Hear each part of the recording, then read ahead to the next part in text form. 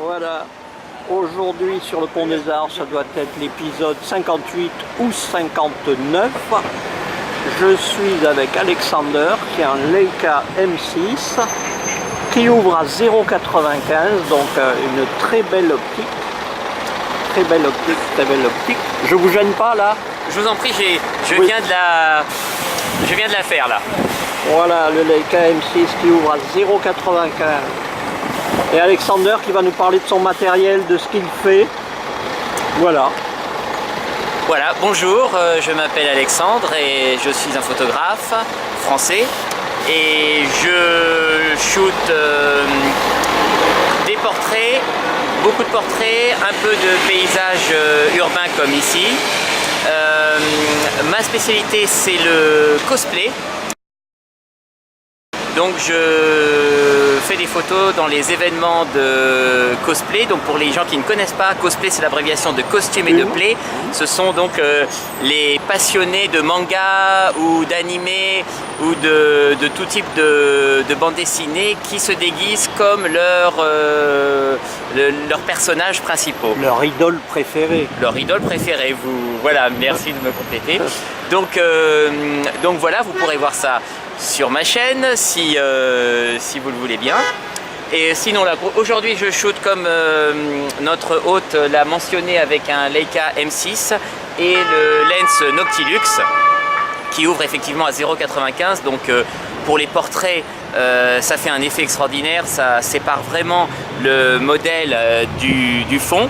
Donc ça fait ce qu'on appelle un bokeh, quoi, assez exceptionnel, assez rare. Alors aujourd'hui je shoot avec du film donc, et j'ai une pellicule très spéciale. C'est une pellicule qui vient d'une compagnie française qui s'appelle Washi Film, et c'est un film qui est en fait composé de papier japonais. Et donc Lomig Perrotin, qui est le fondateur de cette compagnie, applique lui-même une émulsion sur ce papier japonais et cela donne un look assez rare, assez exceptionnel, un petit peu comme les gravures japonaises ou les anciennes gravures chinoises. Voilà, ça donne des photos assez exceptionnelles et ce type de paysage s'y prête parfaitement.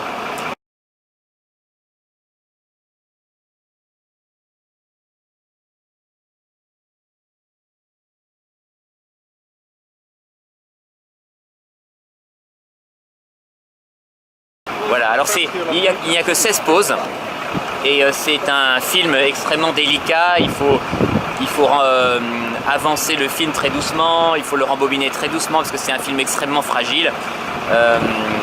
Voilà, donc c'est assez intéressant de le mentionner. Et c'est un ISO 25. ISO 25, donc c'est pour ça qu'aujourd'hui je dois avoir mon trépied et mon câble. Voilà, de toute façon, parce que là pour vous dire, je suis à f8 et je suis à 1/8 de seconde. Voilà, parce qu'aujourd'hui on a une luminosité qui est quand même convenable, mais bon, c'est pas non plus ensoleillé, donc voilà. Depuis combien de temps exercez-vous la photographie? Ça fait à peu près, bon, disons, intensivement, on va dire, depuis 5 ans. Mais sinon, je pratiquais la photographie depuis assez longtemps. Et je me suis remis au film il y a 2 ans à peu près. Donc vous avez démarré à l'argentique?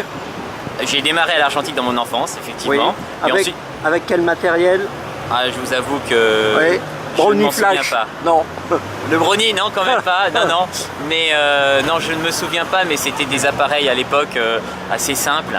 Et ensuite, je suis passé au digital, comme tout le monde. J'ai un Sony A7R2.